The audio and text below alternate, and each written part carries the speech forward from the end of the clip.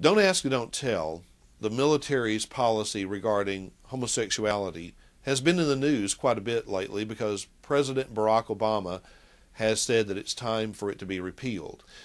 Well, I have part of the wording of the policy of Don't Ask, Don't Tell. I'd like to read just a portion of it. This was passed in 1993 and signed by President Bill Clinton. It says, the presence in the armed forces of persons who demonstrate a propensity or intent to engage in homosexual acts would create an unacceptable risk to the high standards of morale, good order and discipline, and unit cohesion that are the essence of military capability. Now, one might wonder, well, what's changed since 1993? Has the mission of the military changed? Has the nature of homosexuality changed? No, these are all still the very same. So what has changed? Well, it's basically the political environment. Everyone knows that the radical homosexual groups across the country vigorously supported the election of Barack Obama to be President of the United States.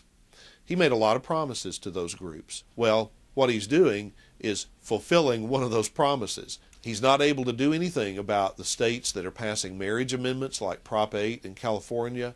He's not able to do anything about, the grassroots movements around the country that are going contrary to this radical homosexual agenda. And so this is a way he can do a favor for these groups and maybe keep them in his camp when it comes time for the next election.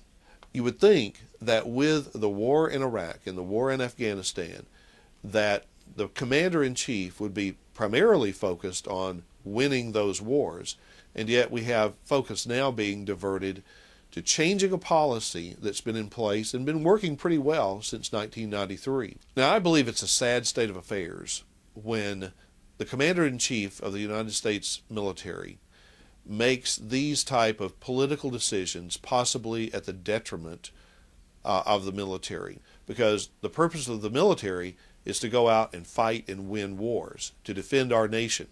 That's the primary mission of the military. Anything that gets in the way of that diminishes the effectiveness of that military unit. This is not about personal rights. It's about the effectiveness of our military. It's not about what individuals believe or don't believe or get to practice or don't get to practice. It's whether or not our military can go into the caves of Afghanistan and win the war on terror. It's whether or not our military is effective enough to patrol the streets of Fallujah in Iraq and win the war on terror. That's what Don't Ask, Don't Tell really needs to be about. And yet it's been relegated to a political decision. Here in Arkansas, we have a saying, if it ain't broke, don't fix it. And I think this is a situation where Barack Obama is trying to fix something that isn't broken. He's not fixing it because it's broken.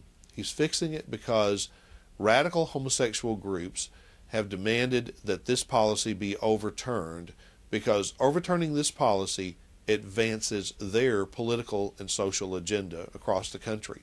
It's not for the good of the military. It's really because Barack Obama needs to pay back some political favors to groups that helped him get elected.